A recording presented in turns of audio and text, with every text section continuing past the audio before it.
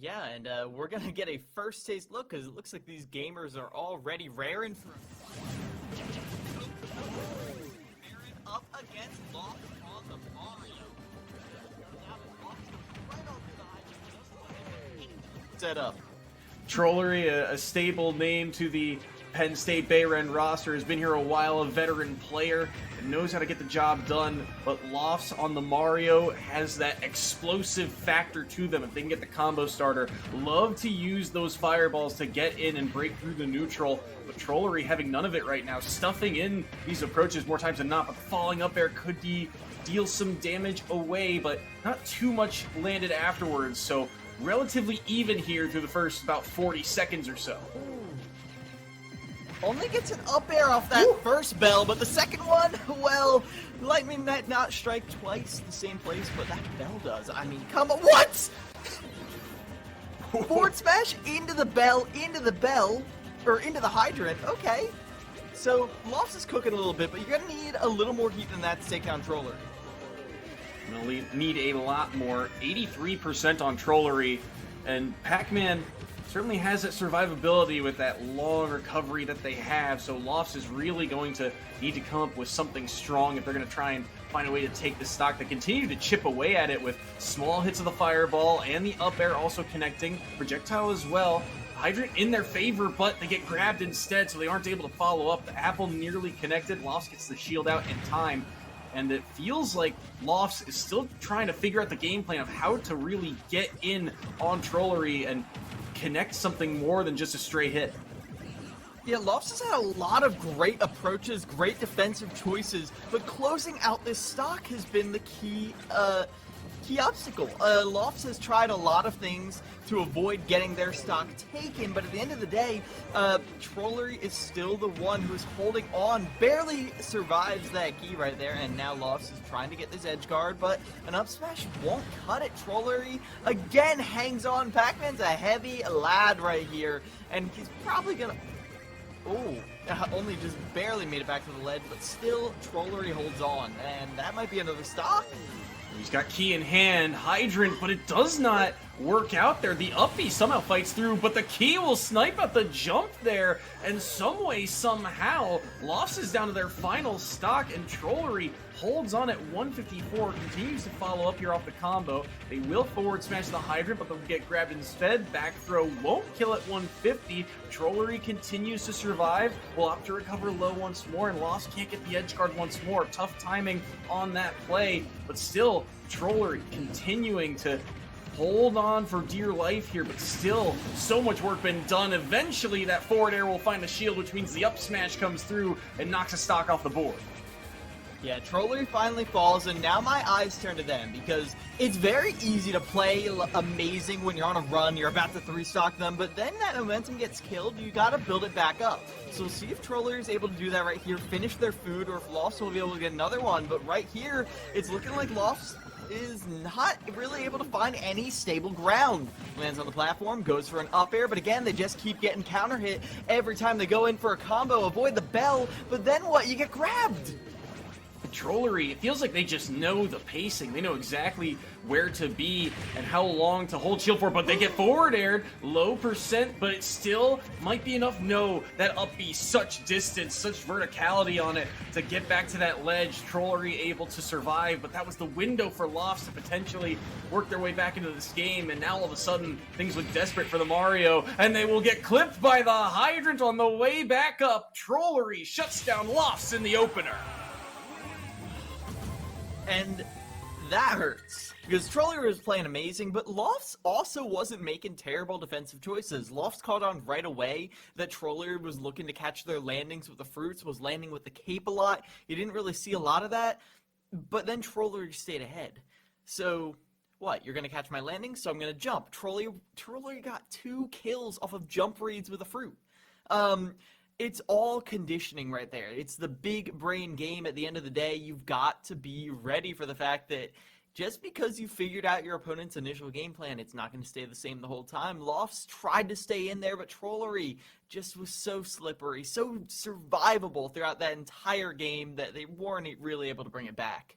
The other thing about it too is that you think of Mario as a character with a lot of kill power, not just in the smash attacks, but a lot of those aerials are ways that you can take stocks off the board. And I think Trollery was very aware of that, knowing what could kill them in those scenarios and just patiently holding shield a second longer or rolling away at the right time, just knowing how they could potentially drop their stock and making sure that they avoided those scenarios as much as possible helped Trollery stay alive. And now because of that, it's a full 2-stock lead for Penn State Behrend as Iona now get the chance to counterpick. And this is where it gets a little tricky because in most cases, I would say the Mario is a great pick into the Pac-Man, and Lofts was demonstrating a lot of the reasons why, but Trollery, oh my gosh. First of all, the jump reads, I gotta call it out. Just hitting raw keys in the middle of the air, it doesn't usually happen. And the bell into the bell, Trollery is amazing at forcing their opponents into panic situations, scrambles, and then having an option already there to cover whatever they're going to do out of the scramble. And Enrique the Pigeon, who's going to be coming in next, has to be painfully aware of that. It was the bane of Loft's existence, and now they got to deal with it on the Terry. 2 stocks on Trollery, 3 on Enrique. We'll see if Iona can bring it back. Iona and Terry, a dangerous duo. Enrique the Pigeon, a newer player to this squad, but one that they have really put a lot of trust into. A lot of big performances from this Terry helped Iona secure that #1 seed out of group number 2 here. So we'll see how they fare against Trollery's Pac-Man as we go back to PS2. Good damage landed early here, 44% already. That kickflip is ill-advised, and all of a sudden it's forward airs galore, looking like Puff from Melee, and it will be enough. Enrique the Pigeon doesn't have the jump, which means that stock #1 eviscerated. And this is where it gets scary, because Enrique the Pigeon, you're like, oh, strong start. Now you have to be like, okay, anytime Enrique's not in center stage, they're in danger. Ooh. Right there, Trollery gets caught, gets it up there, up the throw though, and I love that. Trollery knows when they don't have a combo, so they just shield and wait for Enrique to push a button, mess up, and then Trollery's defense options get him. Did I blink? There's 2 stocks gone, Soy! The up B gets pineapple, they don't ride the ledge back up, and all of a sudden, you're right, 2 stocks off the board. And Trollery still holding their 2 from the start of this match, although it might be all for naught. There we go, jabbed into up B. That will confirm stock #2 of Trollery off the board here. So 1 stock apiece, but still a full lead here for Penn State Behrend. And this is where things can get tricky here. Iona does not want to let this one really slip away. They don't want to drop 2 players this soon into the first crew battle of this best of 3. Trollery, you have eaten a lot of percent here, though, through this sequence. 102 and forced high here. Enrique the Pigeon doing a pretty solid job of making sure the Hydrant also never stays on the field for that long. We're still looking for that 1 killing hit. Enrique goes around and then goes straight up for that clip kick. You guys are not going to do it yet, but I'm liking the aggression right here. I would love to see more non-committal options, though. I'm seeing a lot of dash attacks, a lot of side Bs from Enrique. I want to see jabs, down tilts, something that's going to confirm into these big moves. Otherwise, you're opening yourself up to punishes from Trollery. Oh, they just do raw up B out of nowhere, and that will catch Trollery, and that will be the end of the Pac-Man run. Iona knocked down the first member of Penn State Behrend. Yeah, and now, okay, Penn State Behrend, they're down their first player. They're down that battering ram, and Iona, the bleeding isn't stopped, but they got like a CVS Band-Aid on it. So, like, now you can take a second to think. What can you do from here? Now, Enrique is going to have a scouting opportunity, if not the ability to take a few stocks. And I feel like Terry is not a terrible character to be on in this situation, because at the end of the day, you can really put some work in, put some damage in. I mean, you saw that 40% out the gate against Trollery, but Enrique has to hold on to that lead, and that might be hard because I see Ares coming in next.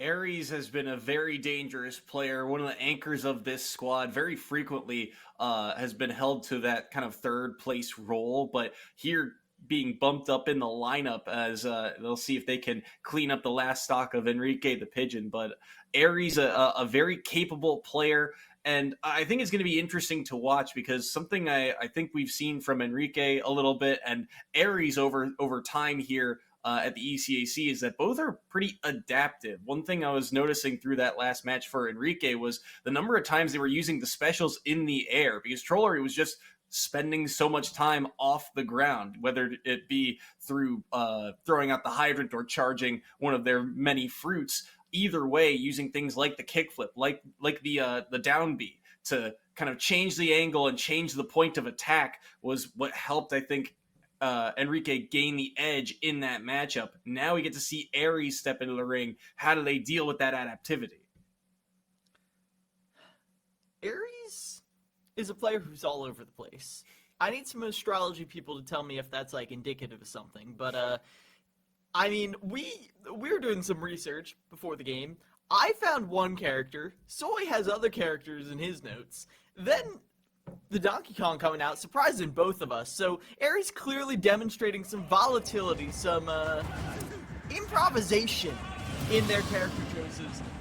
And I'm always a little scared of players who play like that because at the end of the day, they're either doing it because they don't know what to do, or they're doing it because they don't know what to do because they've already done everything else.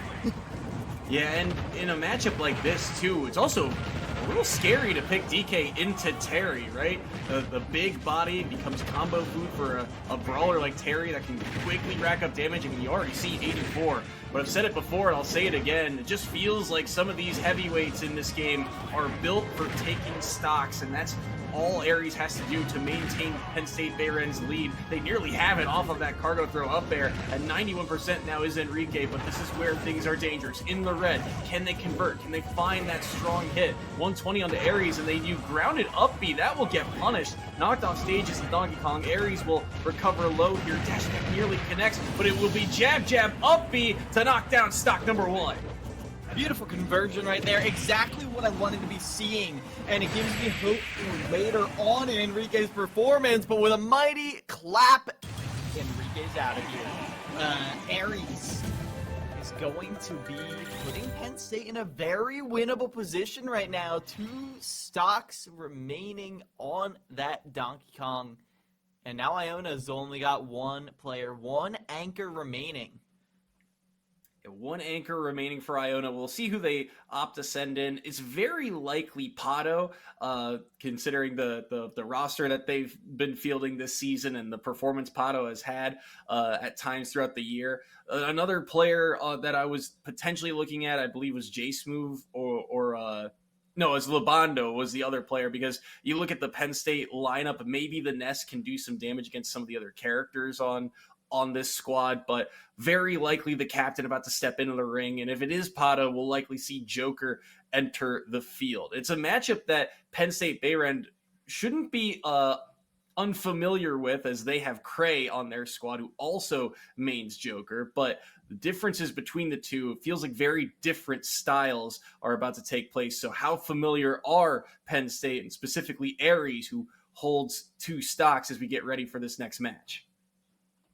Yeah, I am a little scared. I want to see Pato playing a lot like we saw Trollery playing, where they were not pushing, they were keeping advantage and never pushing it too far. Because we'd see Trollery hit an up air, drop down, immediately shield, wait for your opponent to pick an option. It's that kind of discipline to not chase after every car that drives by that you need to be seeing on characters like Joker, who have the ability to weave in and out, hold advantage, hold control of the stage. But if you overcommit, if you try to make these not quite true combos true every time, then you're going to get punished hard for it. So I want to see that discipline here from Pato as they try to take these 2 stocks from Ares and keep Iona in this. 3 stocks to 5, gotta give yourself a chance. That's the goal of Pato in this series. Can they do it? Ares on the DK right now with 2 stocks remaining. Guns downward will help into the combo here. Again, able to take advantage of the fact that DK is one of the largest characters in this game, so should be able to rack up a lot of damage off of these multi-hits. The gun's also doing a lot of work here, and great use of that distance to rack up the damage, even though it doesn't do a ton. Over time, I mean, it's racked up a lot here, but at 130, now with Rage, DK, one of the scarier characters, but now here comes Arsene, and it's a battle of heavyweights, but the grounded up B will catch, and down goes stock number 1 of Pato. And all that advantage, what's it worth? The now Enrique's getting the percentage racked up, going for the edge guard, and I love how they just linger in the air. Don't fast fall, stay up there, and throw out this back air, back air, back air, back air. There's no reason not to as Joker, but Ares is taking a page out of their book. Back air, up B, and now Enriquez has to try and cover with Arsene, get back on stage, and goes for more back airs, but Ares still holds on through the barrage, and I feel like the problem is Enriquez doing these back airs at the same tempo every time. Oh, and the up tilt will kill too with all that rage. They catch the very top, and that's all of a sudden 2 stocks gone. But there's the drag down. Those are the combos we're looking for as this match goes on. They get the drag down of the up air into the up smash, and another stock off of Ares. But it's 1 apiece here. It's Iona's last chance in this first crew battle. And look at the combo game here. Ares, knowing exactly when to pull away, does not want to get reversaled, has the lead and does not want to throw it away, wants to end this if he can. It is back and forth, but it is Ares knocked off stage here. Pressure on now. Donkey Kong in the corner, doesn't have too many options. Forward tilted off stage once more, but he can't get the guns to help him trip up that recovery. Instead, Arsene is out to play. Boy, this recovery is very scary. 1 down is all they need, but goes right through the up B. The very thing that killed them on their first stock, and Pato has no fear whatsoever. Back air trades with back air. Ares has to recover, and then Pato goes low. Pato trying to recover right now, trying to force Ares into an uncomfortable situation, but they can't get the wobble. Instead, it's the grounded up B. Is that enough? No! Ooh, he used that jump so early, and Ares was looking for it, but there's the back air, and that will actually do it outright. Ares unable to survive, and Pato keeps Iona's hopes alive in round 1. Just barely. There were a couple DBZ moments where it looked like the clash was gonna go Ares' way, but Pato was able to maintain control, stick to their game plan of, well, they either have to land or jump at some point, and those backers are gonna hit one of those areas, because 1 full hop, you're just gonna see just swinging that sword right behind them repeatedly. And that's what I think eventually end up taking it from Ares. It is a tough spot here now for Pato because they really struggled to take those stocks at points, and also dropping that first one so early. Ares with the grounded upbeat call out there, catching them just fading away off stage, was really a big turning point to take that stock off the board. All of a sudden you have the lead. It does come down to being a close match at the end, but Ares falls, Pato holds on to 1 stock, and now a very tall task ahead of them, because very likely Cray entering the ring, and Cray a Joker of their own, the Ditto, but down 2 stocks. That is a tough task for any player at this level. It is, because you're going to try to trade, and they're going to always have the correct range for it. I'm seeing some interesting characters being hovered here, but at the end of the day, yeah, Pato, I talked about their safe and consistent game plan, Soy, but I want to see some variability, because full hop, back air at the same timing every time. When you're that predictable, you become a Dark Souls boss. A hard Dark Souls boss, but you're using the same frame data every time. People are going to learn to eye roll it. It's going to happen every time. Ares was definitely showing that, like, you're not going to back air all me. You got to put some variation. Throw in a fast fall or 2. Make me guess. And eventually that guessing was what was Ares' undoing, but I would love to see some more of that as Pato gets into this last battle and into the future crew battles as well, because, I mean, check my math on this, but are the finals best of 5?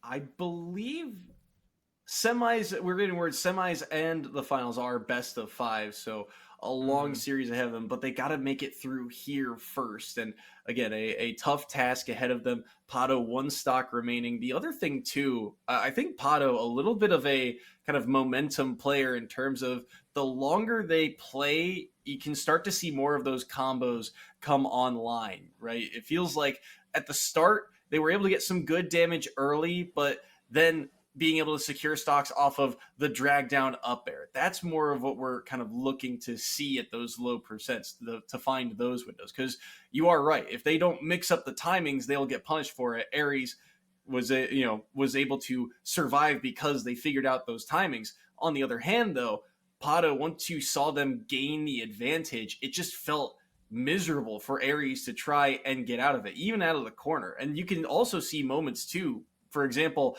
Pato dipping low, I believe, on one stock remaining and then losing Arsene on that recovery. He's probably going for a ledge trump there. But it's a question of, are the hands warm enough in that moment? We'll see how warm they are as Cray enters the ring for the Ditto.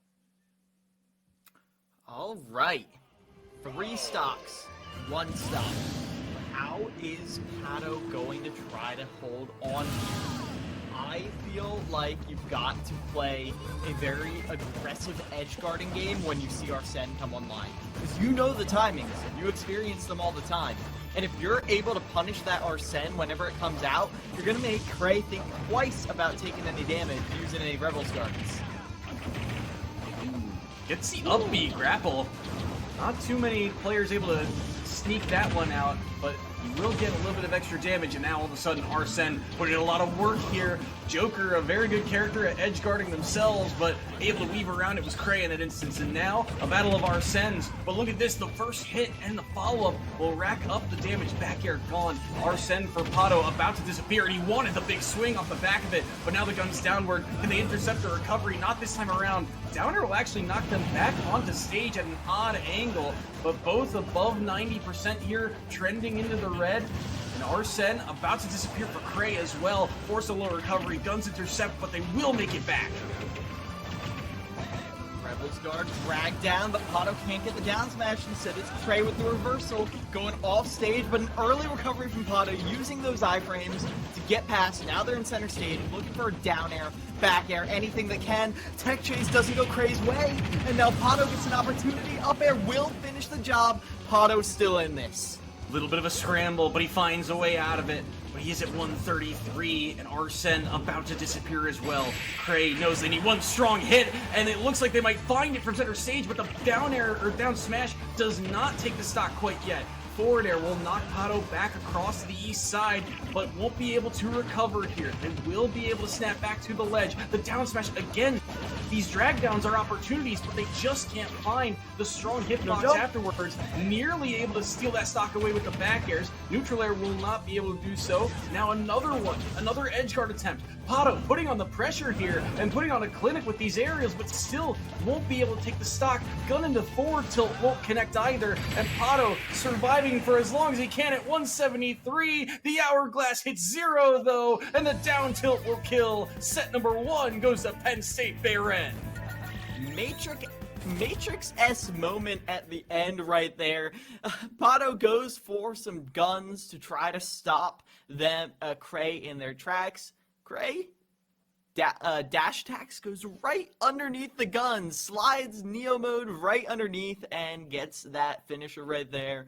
And that'll be Penn State Behrend with a very highs and lows type of opening right there. Because it felt like, okay, Trollery gets such a strong opening, Enrique's barely able to stop the bleeding. How are they going to come back from this? But then Enrique took a stock. Aries wasn't able to hold on as long against Pato, and at the end of the day, Penn State only won with 2 stocks. Now, that's not the best outcome, but it's also not the worst either. Iona could definitely make some magic here and get us some extra games. Yeah, it could very well be. And I think when you look at the characters that we see, especially out of the Iona field here, the Mario, the Terry, the Joker, it feels like the biggest thing is that these are characters that have the potential for those highly explosive combos, not just 0 to 60s, but potentially 60 to deaths if they get the right string of hits. There are ways for them to quickly eliminate stocks off the board. But Penn State Behrend in that first set never gave them the opportunity. We never saw the up air ladders from Lofts. The drag down combos at the end there for Pato never came to fruition. It feels like that's really the strategy right now for Penn State Behrend. The defense is the key in this series, because if they do slip up, if they do make the mistakes, all of a sudden their stocks will be quickly gone, which is what has happened against Iona more times than not. But now it's up to the Gales to try and adapt, as they are now down a set in this best of 3. And now when you look towards how you're going to get that variation, I'm starting to wonder where you're going to find it. Because I don't think you want to open with Pato. Pato's definitely a very clutch player. So I'm honestly thinking you don't vary the player order that all. Like you said, the punish game is where it's going to be, pushing through that defense, but they are going to vary it. It's going to be Enrique coming out to answer Trollery. If you remember, Enrique had a very strong start against Trollery, and then Trollery kind of ran away with it. So we'll see if maybe, just maybe, Enrique can clean up that gameplay and get a strong start and keep it too. Enrique on the Terry, Trollery on the Pac-Man. It was a lot of early damage dealt to the Pac-Man, but Enrique now in the corner here, getting nared off stage, will be able to make it back. That was one of the keys too. Trollery really stole an early stock from Enrique with the wall of forward airs, stringing them together across the stage and off to the side. Because Terry's recovery is rather lackluster, they just did not have it in them to get back to that ledge, and I wonder if Trollery looks for another opportunity just like that. He'll get a back throw here. Enrique goes low, and the up B fights through the down air there. The timing was pixel perfect. Okay, fight through that hydrant.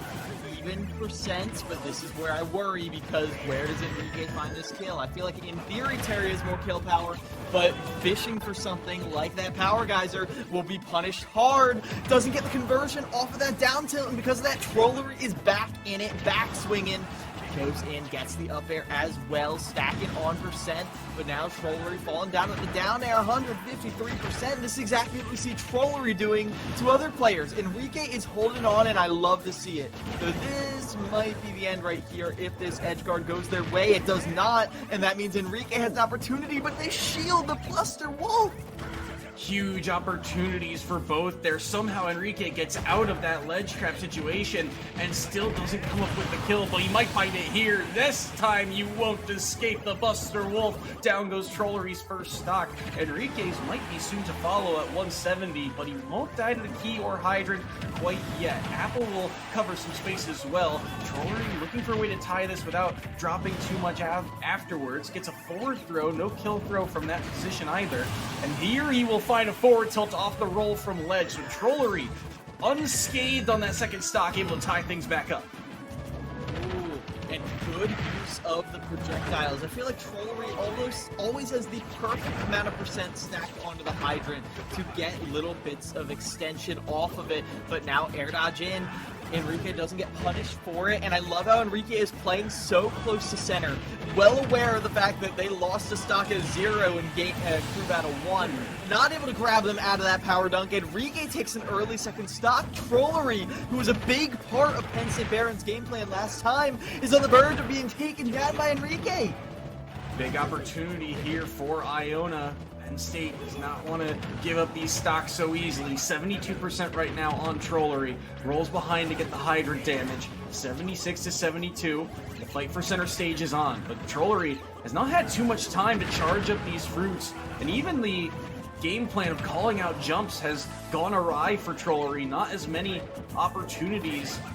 Enrique playing smarter around the outside of the stage. Won't be able to get rid of the hydrant quite yet. Humvee's on top of it. Bell catches as well. Can he get the follow-up? No. Just waiting to see what the option would be. And Power Guys are just barely unspaced and not able to connect quite yet. 123 onto Enrique. They go for Buster Wolf across, trying to catch the fade away, but not enough to track down the Pac-Man quite yet. But the hydrant will have them escape that jab combo. Apple connects, and Terry still survives. Oh! Bounces the apple up off of the hydrant's water spout into Enrique. What a saucy little punish, and you better have a good punish here. Just a charge fork smash, nothing fancy, love to see it. Enrique takes down Trollery, which puts Penn State Behrend behind. Iona grabbed their first lead of the day over Penn State Behrend. A one-stock lead, but a lead nonetheless. This one a lot closer between these two. No real early stocks given up by Enrique. The big factor, stock number 1, they live up to 170. They take that first stock. Stock number 2, they find a way to catch Trollery probably not DIing right. If you're going for a grab at the ledge there on that down B, as it comes in, he's probably looking for a back throw and goes with the hit to fall in that second stock, and that's what gave them the lead, and they're able to hold on with that one stock lead now as we get ready for Penn State Behrend's counter pick. Now, Penn State Behrend is a team that I feel has shown different clutch players every single crew battle. Like, there's never really a clear carry player, because I recall last time that, like, Trollery comes out, Trollery is the carry. Then all of a sudden, Ares is. Then all of a sudden, Cray is. At any point, any of them are capable of taking 5 to 6 stocks, and that is what worries me right here, because Trollery had their turn, Iona adapted, now who's up to the plate? My guess is that Ares drops the Donkey Kong and maybe goes to a Wario, maybe goes to a Ness. I think I've seen a Wolf from them before. A lot of different things in the pocket right there is Iona. Well, I remember saying this when Enrique was on one stock last time. Not a terrible place to be as Terry. A very explosive character. There is a very good chance that Enrique could do some real damage here. Yeah, we'll have to see who Penn State opts to go with, and I agree, right? It feels like Ares is probably going to be locked into that second place just because of the number of characters that they have at their disposal. They can play that counter pick game. On the flip side, Cray, again, yeah, I like what you said. It just feels like Penn State, they don't really rely on one anchor here or there. Everyone has filled that role at some point. I'm fairly certain in the fall, or maybe it was even last season, that Trollery was the anchor. Trollery was the guy at the end of the lineup that you were going to have to break if you were to beat this squad. But here he is leading off instead, and that puts Penn State Behrend in an odd place now that they have to try and find a way to fight from behind. We see that the Ness is locked in, which signals that Ares is stepping into the ring here for player number 2 for the side of Penn State. Can they shut Enrique the Pigeon for Iona, or can they extend the lead for the Gales? We're about to find out. Stage locked in, PS2, I believe. Let's get this match underway. Oh no, Hollow Bastion got picked instead. Apologies. Interesting choice for me. I feel like Ares can get a lot of stage control here. Some platform extensions. But also,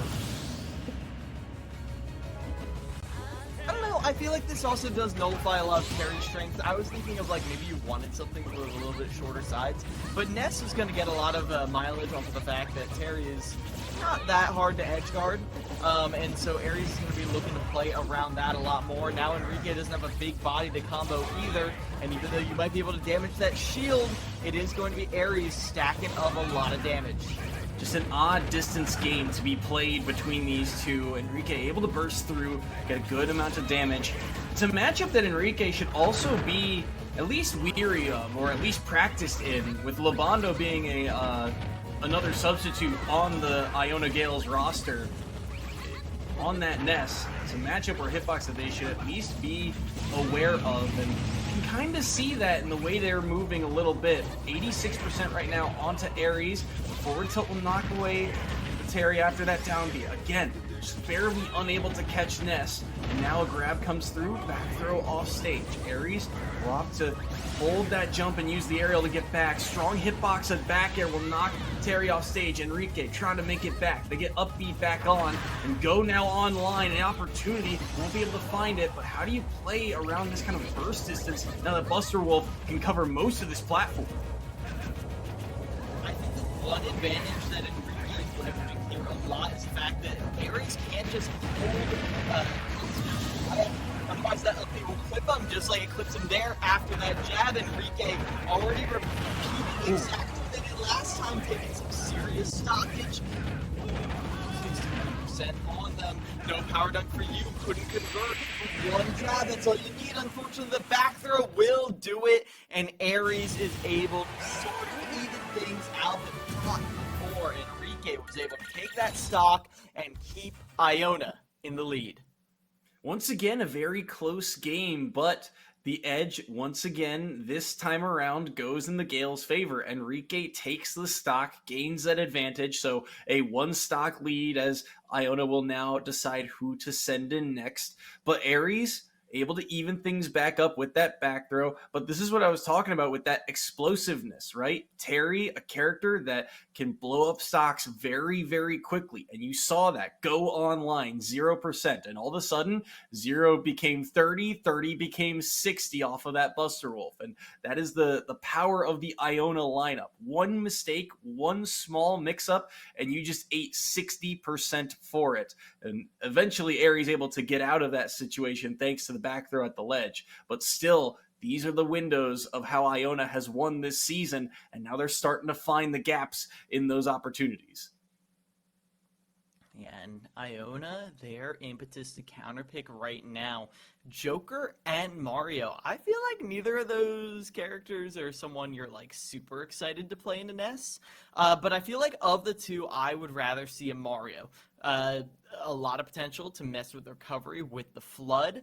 I feel like Mario just has a faster recovery. I mean, specifically when you are not in tether mode, because the second you're in Arsene, Aries is going to stroll leisurely over to the ledge, hold up smash, and you are going to die. Every time. Until Arsene is gone, you will get edge guarded. So I feel like Mario with the potential to slip above the ledge. You have a frame 3 out of shield, fastest out of shield in the game, bar Game & Watch, on par with Game & Watch actually. So you're going to be able to punish a lot of this aggressive button pushing from Aries. I think Lofts would be a welcome sight for sore eyes if you are Iona.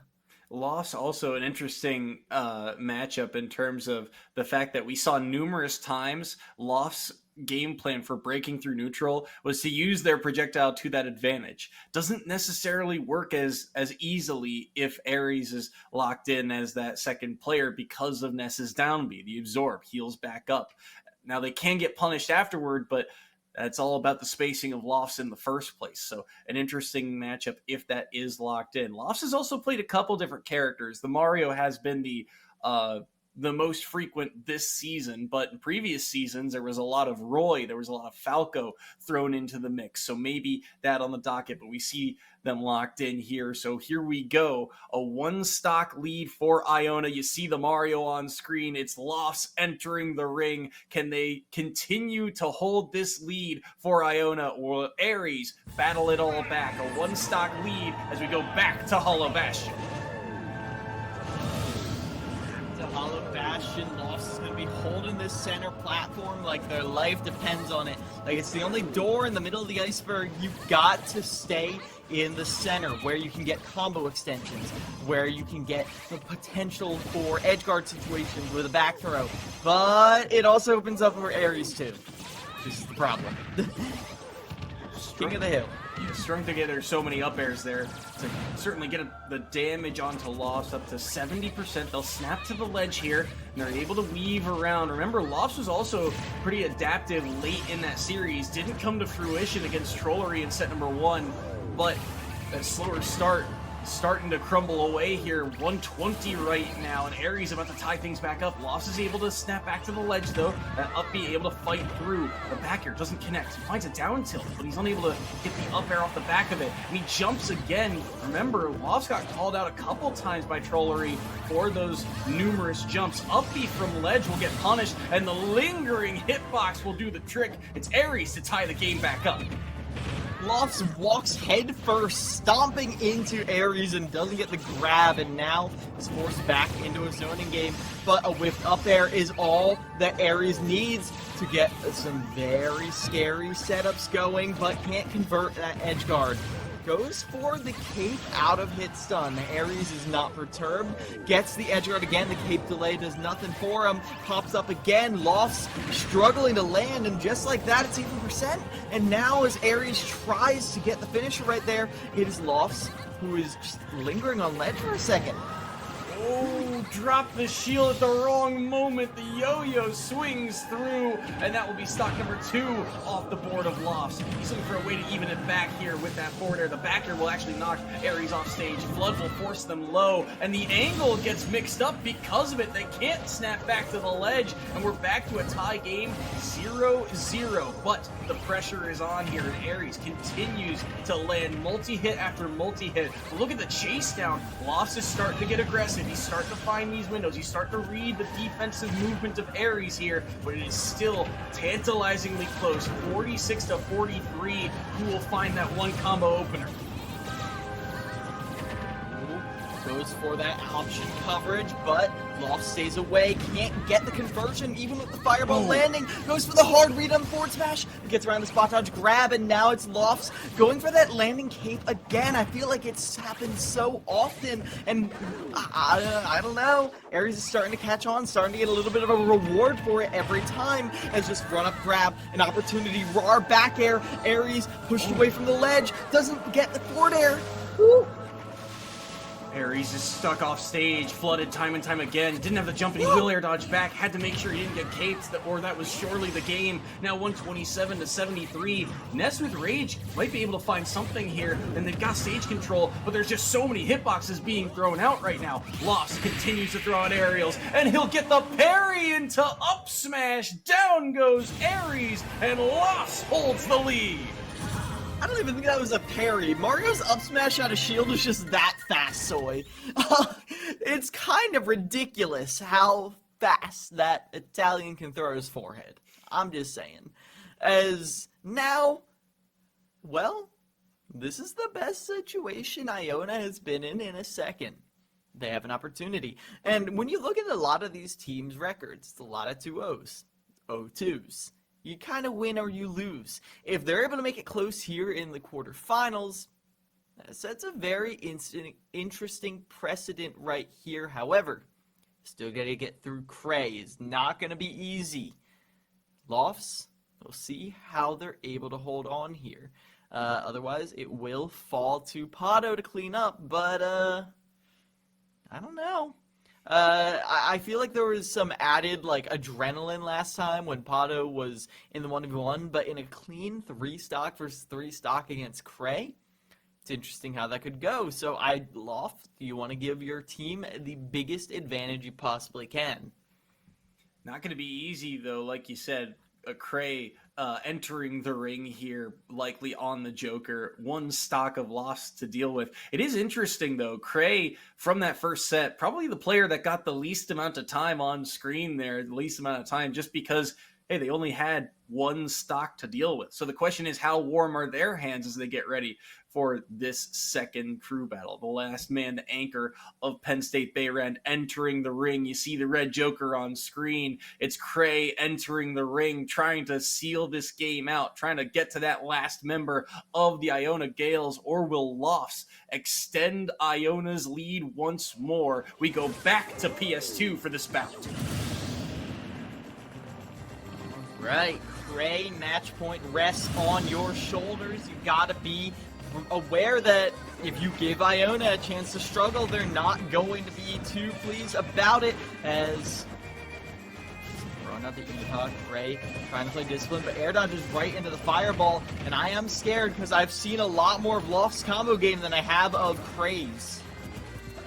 Also curious to see how much use that fireball gets, knowing that Rebel's Guard is an option to help quickly get Arsene onto the field of play, but like you said, Lofts is now kind of warmed up to the pace of play. They understand what they have to do, and they're starting to get aggressive too. Now you're starting to see the change up. Now back to that projectile game. Here's the combos. Back-to-back back airs. Cray forced way down low here. Parries as well, and they'll get the forward smash. It won't take the stock quite yet, but Cray should be able to make it back. Again, not able to quite connect, but the up smash nearly kills off the top, and now Arsene is gone. 132 onto Cray, and only 11 dealt to the stock of Lofts here. fighting for center stage. Back and forth they go, only finding shield, but the up smash is just too strong, and it knocks down stock number 1. Lofts is going insane. I thought he retired, but the prodigal son is out here and he's throwing hands. As right here, with the down guns, Cray is able to break that advantage for a moment, just a moment. The landing isn't safe because the up airs just keep coming, and every time they hit, it's minimum 15%. And you know Cray is going to look for more. Only 36% right now on this Mario. This Mario's becoming a problem now. Look at the damage difference. Only 36 dealt to Lofts since Cray entered the ring. And they're up to 84 on their second stock. And Arsene is about to disappear as well. But they've done a lot of damage now. Up to 85. Low recovery. The grapple able to sneak back. But still a dangerous spot. Neutral air to intercept. Tried to get the cape once more, but not the second time around. Side B will help rack up the damage onto the Mario. Lost dancing back and forth around the center stage. Jumping everywhere, but they will find a back air to knock Cray off stage once more. Reset for the edge guard. The up smash has done so much work, but it will only find air both times around. Another back air from center stage will knock Cray off, and these dash attacks, again, just barely off on the timing. Cray's got to be so careful. He got the drag down, but he does not get the up smash. Loft playing at such a ridiculous tempo for someone who has been one hit from death for a minute. As Cray is holding on, going for a drag down, but Lofts knows it. They're not going to let it happen. He avoids the down guns. There's the back throw. No, it's just Lofts trying to stack up the damage. If they catch the jump with the down air, Lofts is poised to take this whole crew battle and put Iona on match point as well. Difficult spot here. Lost is at 122, but he would love to end this thing if he can. Look at that up there, racking up the damage. Arsene about to come online in any moment now. 50% already onto Cray, but you can see the combo starters are so dangerous. They've gone for these forward airs, and they nearly found another one. Counter will knock Lofts away. 74% air dodging around here. Arsene in threat of disappearing. The jabs intercept that smash attack as well. Lofts surviving by not playing defense, but he will get countered, and even though it's all the way across the stage, it's still enough to knock down Lofts. Cray survives. Cray stopping that was insane because Lofts was coming at him like a freight train.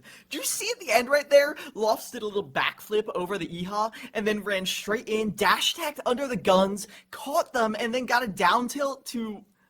I don't even know. Lofts was playing insane, but Cray knew when the scramble was happening and knew, okay, hold on. I'm losing because Lofts is pushing more buttons than me. Let's make Lofts not push buttons anymore. How'd that happen?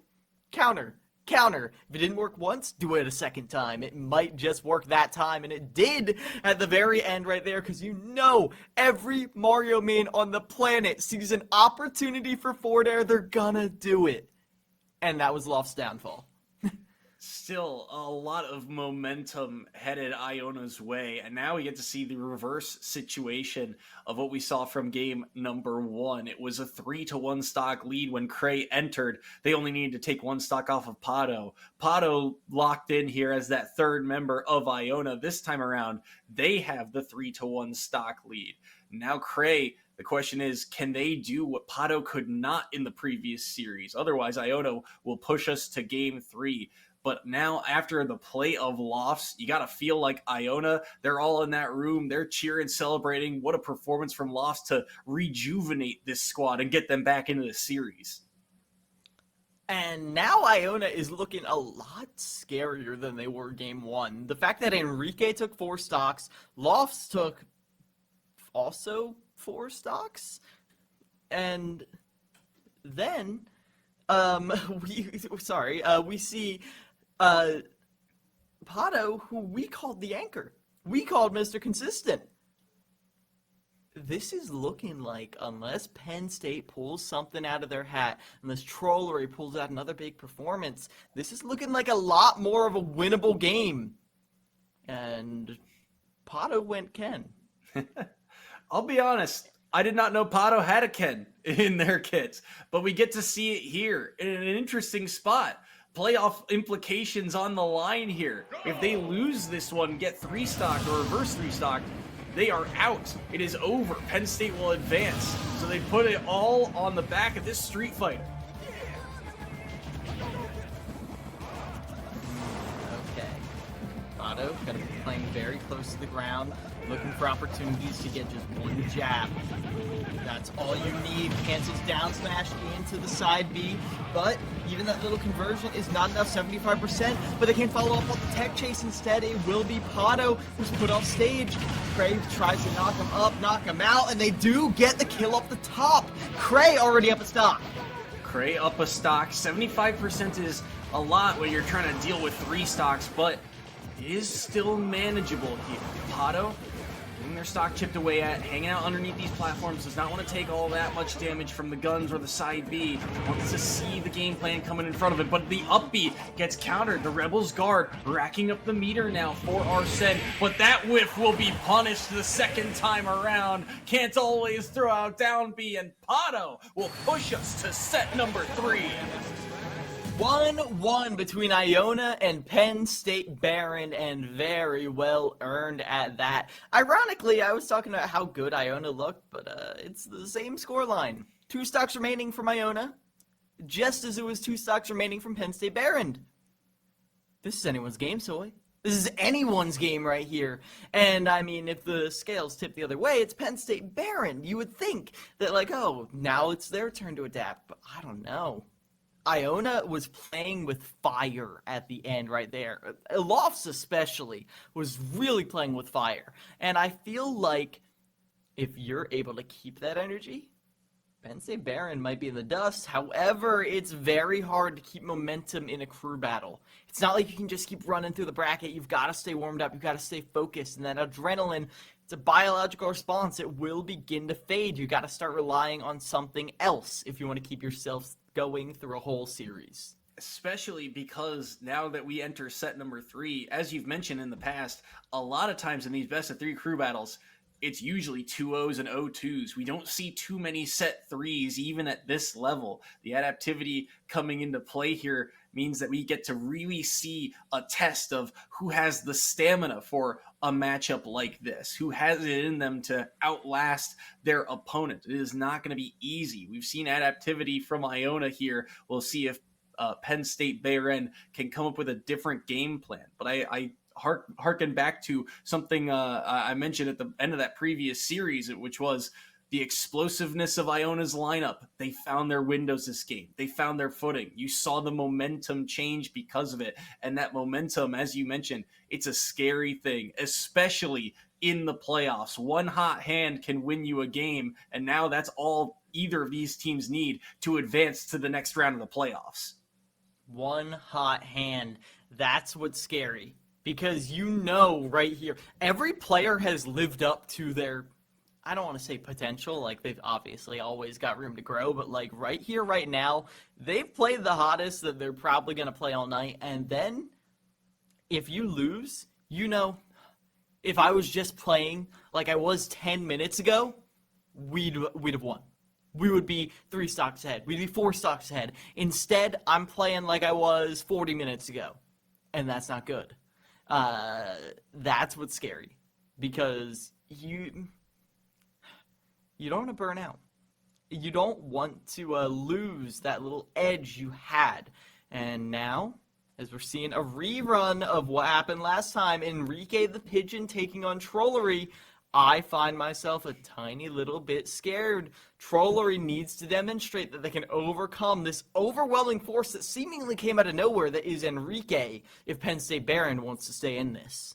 Game number 3, or series number 3 of this best of 3 crew battle about to be underway. And like you said, the rematch from round 2 about to start. Trollery versus Enrique. And the winner of these crew battles is on to the next round. Enrique, in that previous matchup against Trollery, they've caught them out a couple of times, be it in the air with some specials, or in that previous match, they did a very good job of not allowing Trollery much time to set up their combos. But now Trollery is the one finding the combo game. 73, make that 108, and this Pac-Man has yet to be scratched. But Trollery's not doing too okay. 50% on the board, and now you're in an edge trap situation.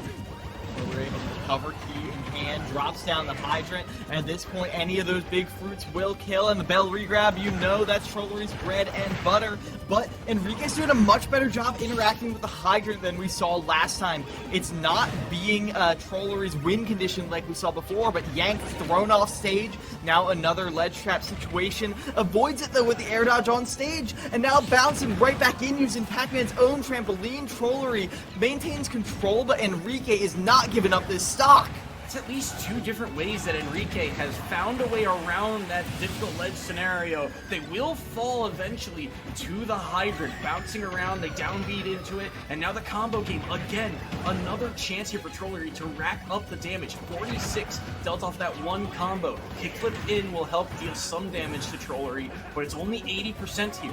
Enrique is going to need something more. Hanging out underneath this platform, but they don't quite get rid of the hydrant this time around. The landing aerial gets grabbed as well. Trollery is scouting some of these landings. Maybe an opportunity for them to use their own projectile against them, but only one hit will only do a little bit of damage here. Wow, so many hitboxes there, and it will eventually fight through into Trollery to do some damage. But now with both players in the red, we're at the turning point of this first game. Burning Knuckle has led to this disadvantage, and it might just be the thing to get Enrique out of it as they're trying to close the distance, but Power Dunk gets the grab. Trollery's going for the edge guard, but you gotta be wary of those tippy toes. Terry is so hard to deal with when you're doing the input recovery, and now Bell lands, goes in for the grab, can't get it, and now with this counter hit, Enrique is off stage again.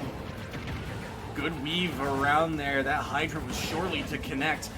They're able to snap to the ledge, the up B, the distance. Enrique knows it perfectly, but he gets back aired here as well. He's all the way up to 160. He's doing a good job of surviving, but he somehow cannot find this kill. Speaking of, Bell connects and they don't get the stock. Eventually, that down B will kill Trollery. Off the top they go, and the apple bouncing on the platform catches Enrique jumping at center stage. It's a 2-1 stock lead for Penn State Behrend.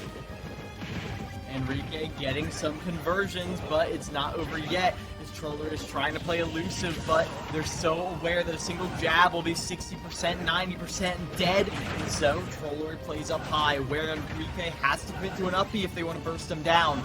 And Enrique is going for power dunks, but it's not high enough. Trollery staying well and away from danger, but finally Enrique gets in. Can they get a finisher here? No! The jump air dodge back onto stage. The level 9 CPU special, and Trollery stays in this. Down tilt at the ledge will knock Trollery off as well. Not much Enrique can do about it though. Go online, Buster Wolf up high, and they are done for. Stock number 2 off the board. It's a one stock game yet again, but Go is online for Enrique. Look at all the damage they're racking up. 43 off of that one interaction. Power Geyser doesn't land here. The Bell threatening as well as the Hydrant, but neither one connecting here. Trollery does not want to give up a 3-1 stock lead that they had. The down B will fight through. Trollery's done a very good job throughout this game of catching Enrique's landings, especially on moves like the down B. But the kick flip in is a mix-up, a different spacing, and they do die off the top to Power Geyser and the blue into the sky. Enrique steals game 1. What a comeback as Enrique makes the same magic happen that we saw in game 2, but not nearly the same arc.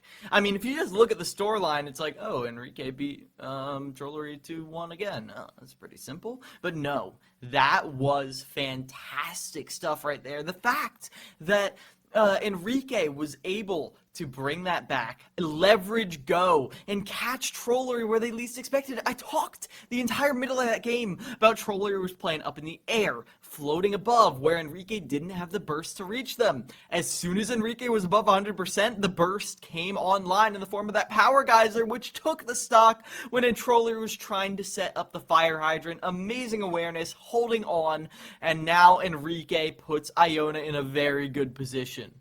Power Geyser had not hit the entirety of this series. That was the first time it connected onto the opponent. And it killed at, what, 60-something? They weren't at 70 quite yet, but in that 10% window, they catch Trollery up high, and it takes the stock and takes away the first member of Penn State, Behrend. But we see the nest locked in for round number 2, which tells us Aries is stepping back into the ring, trying to tie things back up. But whoever has grabbed this early stock, or at least grabbed game number 1, has held on to win the series. Aries trying to rewrite that storyline here. We go back to PS2. It all starts with not dropping this stock to Enrique that you did in game 2. Enrique did not make it easy to not drop the stock, but ultimately you get jabbed one too many times. I mean, if you get jabbed 3 times by Terry, you should lose your stock.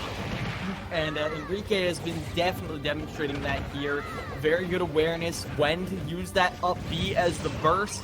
But this is Aries' opportunity. They can't really get anything big so far, though. Ooh, turned around the grab, and that was the opportunity for Aries to potentially catch Enrique in a difficult spot.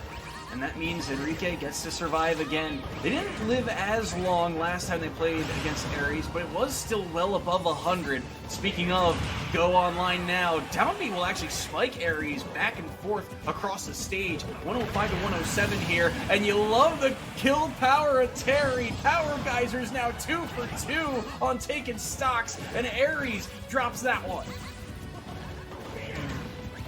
And now, Power Geyser in, Go is online, could combo off of it, but here they go, putting on some good pressure. Up air, though, interrupts the momentum, and if that's the stock, Aries is going to be mighty happy about it, but no, it's Enrique back on stage. Can they get more? Is there more gas in the tank? It looks like it might be, Soy. Power Geyser nearly connected again, but the air dodge around was perfect, and Aries escapes with a forward tilt KO, and down goes the first member of Iona. Ooh. I am a little bit hesitant to be happy for Iona, because they are in the exact same spot they were where they won. But a lot of that was off of, Lofts having an amazing performance right here. A performance that's going to be very difficult to replicate.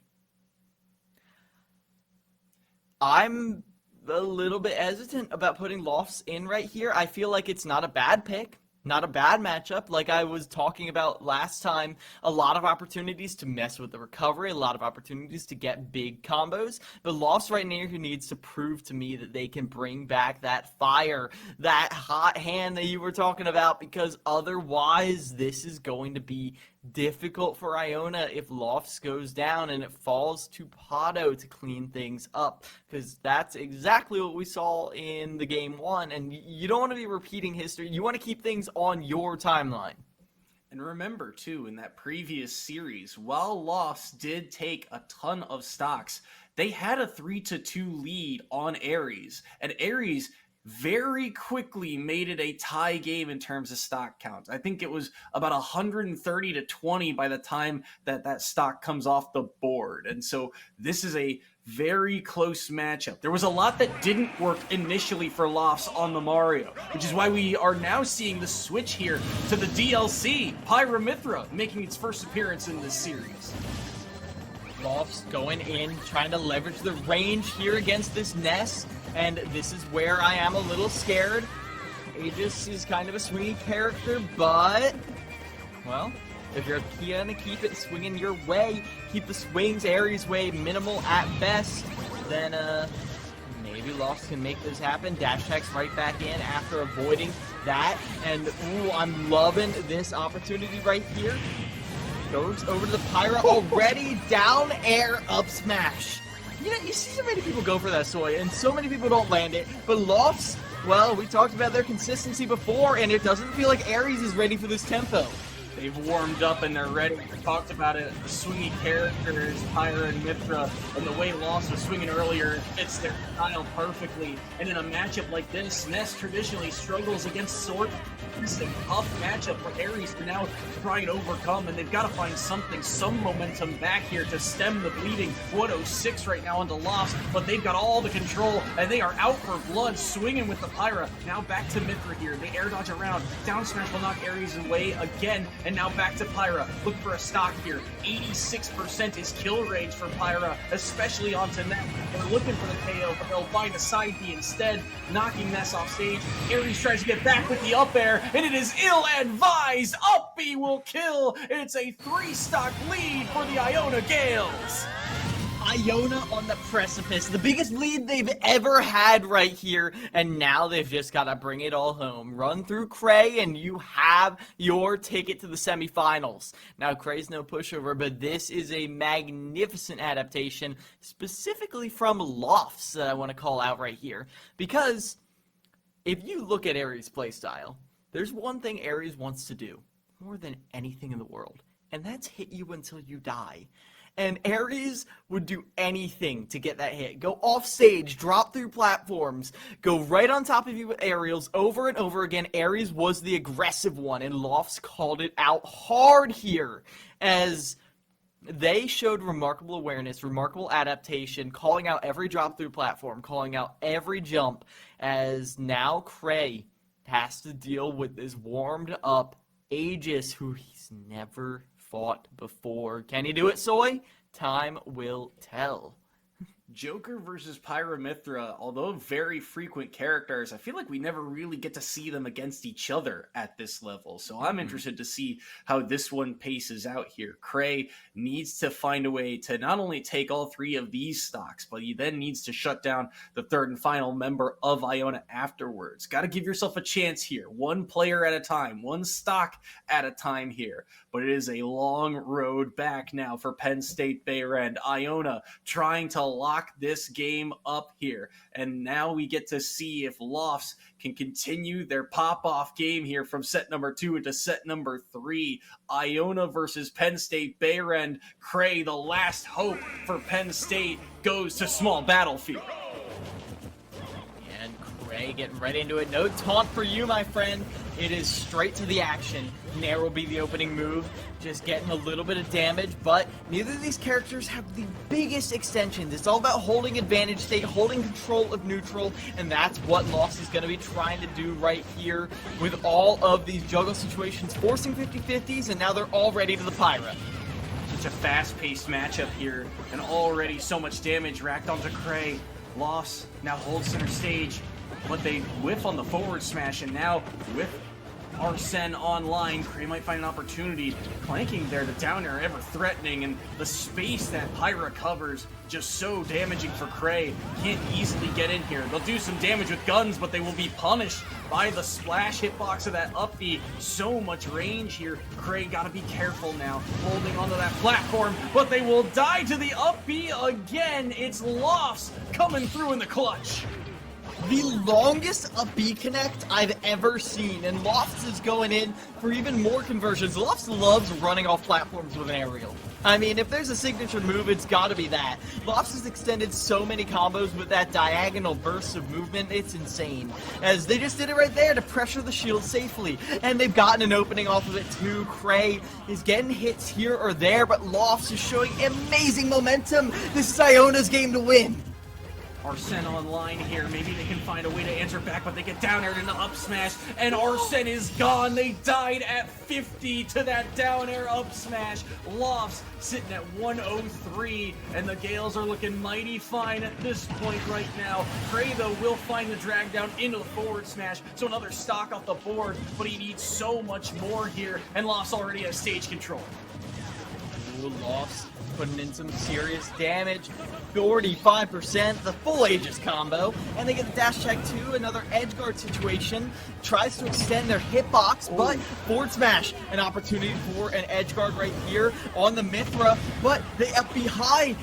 Cray covers though, remarkable awareness. The back air was also good. Oh, but they get caught here, and they nearly die at the bottom. Good reaction, but now things get scary here. Cray has the momentum, but he knows that one mistake could likely mean his stock and the end of the playoff run for Penn State. He gets grabbed instead. Pyro with Rage can also kill Cray here. This is where things get dangerous around the ledge once more. The neutral bees have not landed here for Lofts, but he's trying to mix up the pacing just a little bit. Now another grab, forward throw off stage. Cray, what a Rebels guard to survive. That was everything. That was the stock. And speaking of, there it is. The down smash at the ledge will catch, and Lofts will send Iona to the next round of the postseason.